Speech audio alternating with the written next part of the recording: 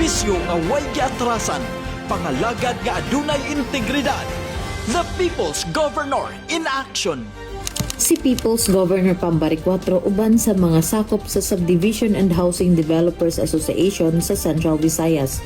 Ilang gipalig-on ang kahiusahan sa provincial government, local government units ug housing developers.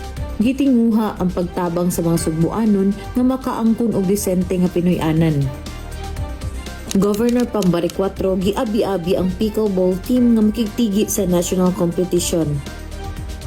Gituki ni Governor Baricuatro ang concern sa kalambuan sa Naga City kauban si Mayor Valchong, Board Member Bacautos, Board Member 𝗚𝗢𝗢𝗡𝗢𝗍 ug ang mga konsehales.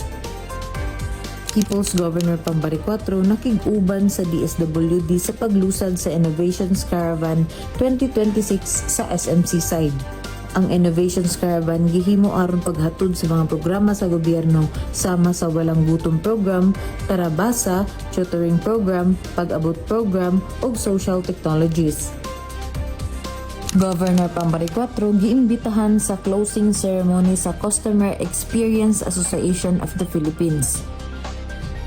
Gipanguluhan ni People's Governor Baricuatro ang selebrasyon sa anibersaryo sa panaghigalaay tali sa Pilipinas ug Russia kauban ang pipila ka Russian guest nga gipahigayon sa Radisson Blu.